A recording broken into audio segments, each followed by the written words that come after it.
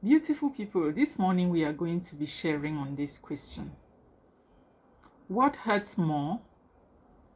What hurts more? This topic has to do with the silence game. You know, someone leaves, painful but clear.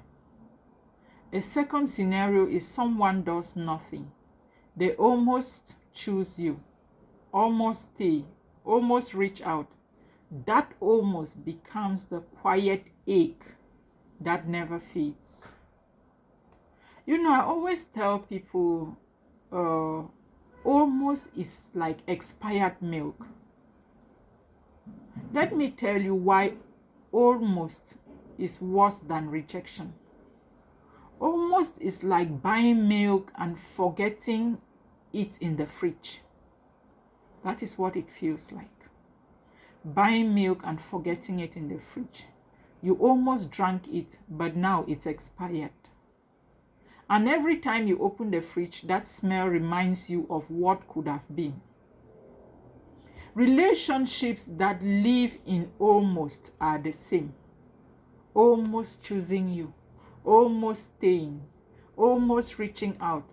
The spoiler alert, almost doesn't age well. Almost leaves you in the state of confusion and frustration. Almost makes you to start doubting yourself and doubting your self-worth. Yes, that is what it makes you feel like. When someone does nothing, they almost choose you. You know, all of this almost becomes a quiet ache that never fades. Two people who could have been everything but waited too long. That's not destiny, it's fear. It is fear. Now it is your turn. If you were in that moment, would you break the silence or let fear win?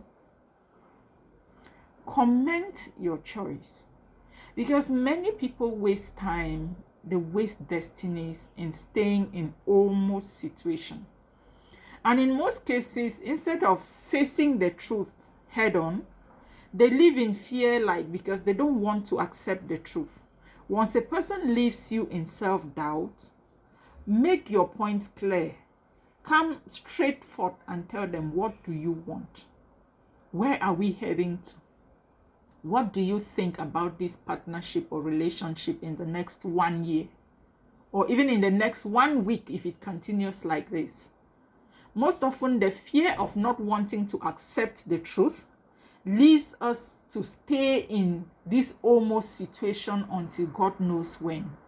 And by the time we want to realize the truth, we must have wasted our years. That is why you will see many people stay in relationships for 4 years, for 5 years. When the breakup takes place, they'll tell you, I gave you my time, I gave you my time. The question is, when you are giving the so-called person your time, have you bothered to check if they are equally giving you their time? Because it's not about you giving. Love is a two-way traffic. It takes two to tango, okay? By the time you are claiming you were giving, were you receiving? Because there are some signals that will tell you, please let go. I am not interested. I don't want. But because we always live in self-denial, we don't want to accept the truth. We see those red flags. We see those signals. Since we don't want to accept them, we keep staying until when maybe the other party will get so tired, drained, and exhausted, they may have to either do something terrible to push us away, do something terrible to make us crack out. And then we start expressing ourselves, or they may be bold enough, for those who are bold enough to outrightly tell you this thing cannot work.